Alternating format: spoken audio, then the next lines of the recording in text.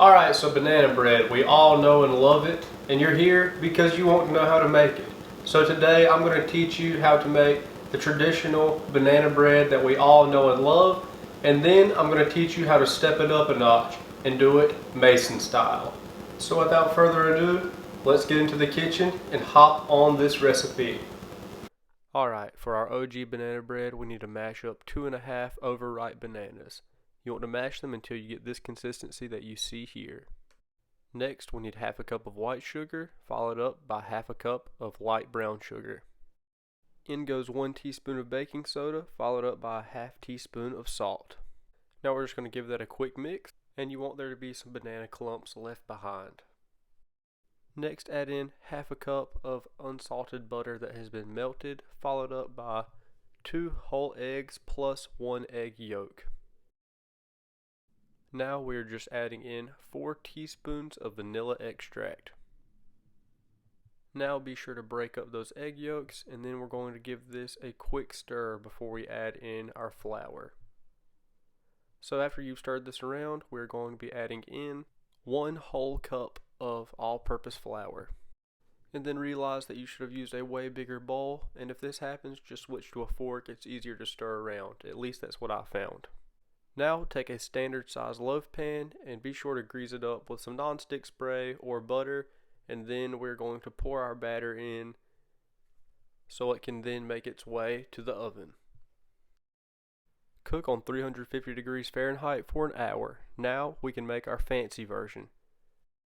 So it's the same thing here, 2.5 smashed bananas, half a cup of white sugar, follow that up with half a cup of brown sugar, 2 whole eggs plus 1 egg yolk, follow that up with a 1/4 cup of raisins and a 1/4 cup of crushed glazed walnuts. Next, add in half of a cup of melted unsalted butter, as you can see it running like a little stream down the right side of my bowl. So now you're just going to mix this until thoroughly combined. Now for the fancy version, we're doing 2 teaspoons of vanilla extract and 2 teaspoons of almond extract. After your extracts are added, you're going to be adding in half a teaspoon of ground nutmeg, and then just give that a slight whisk. Our fancy loaf is still pretty much the same, except we have a half and half of vanilla and almond extract, plus the addition of raisins and walnuts, and at the end we are going to be adding our glaze to the top to overall have a little bit more complexity to this one. Now we're going to be adding in our 1 cup of all-purpose flour. After that's added in, all you have to do is mix it in like you did the last one. And realize that you forgot to add in your 1 teaspoon of baking powder. Now just give that a mix and your OG loaf should be ready. So we're going to be taking our basic banana bread loaf out of the oven and set him on the stove top to cool for 10 minutes before inverting him on a wire rack. So just let him hang out here and admire that golden brown crust on top and the smell of banana bread filling your kitchen. Alright, once he is cooled, you're going to pump yourself up before carefully inverting this onto your wire rack and removing the pan from the loaf.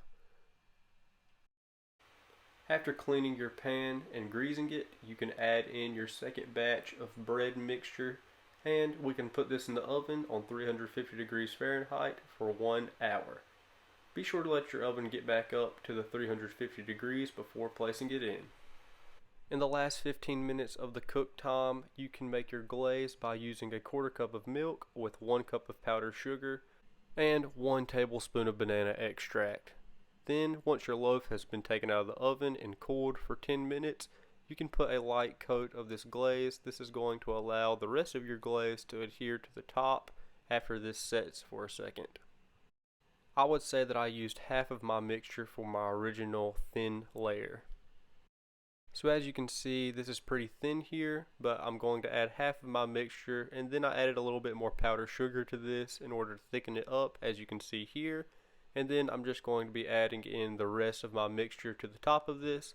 Also, if you want, you can take this plate off the bottom that's catching all of this stuff that's running off, and after it's cooled and set a little bit, you can put another plate up under it and just add the stuff that fell onto the first plate back to your loaf, ensuring that you get all of this glaze up here.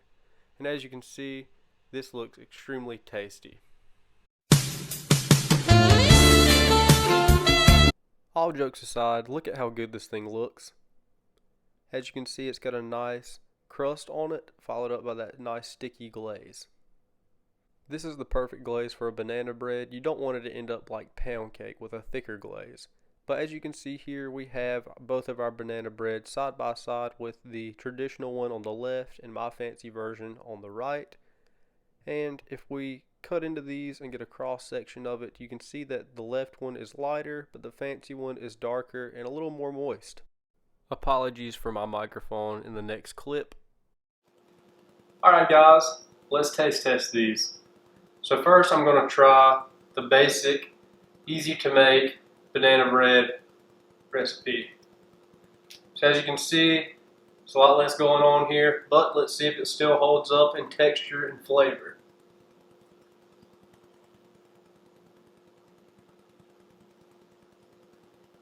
That was better than I thought it was going to be.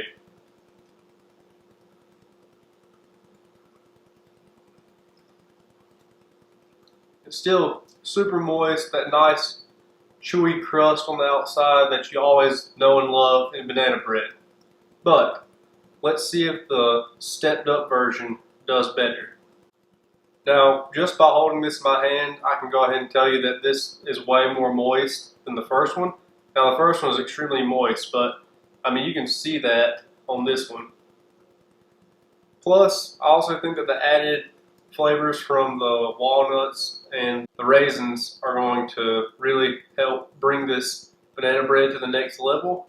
I will say I'm kind of excited about the walnuts because they're almost like a praline pecan in a way.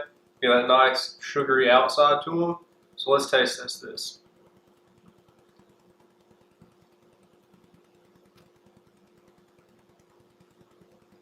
This is so good. Oh my gosh. I'm at a loss for words, honestly.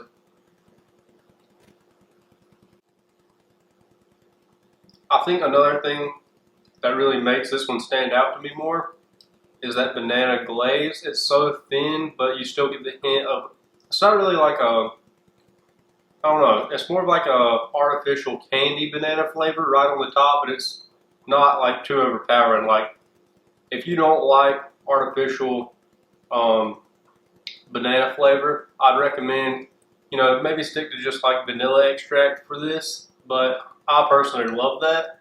So this is really good to me, but it's really so faint and subtle that you can barely taste it. The banana, like, that's actually in the bread is way more overpowering than the glaze itself. I will say that on the upgraded banana bread that it's more texturally pleasing in terms of having the raisins in there, the walnuts. I will say this, the walnuts did not remain crunchy, which I was actually worried about because I didn't know how crunchy walnuts would be in a banana bread. I hope you guys make this recipe. If you do, please let me know how it goes. If you like this video, hit that like button down below.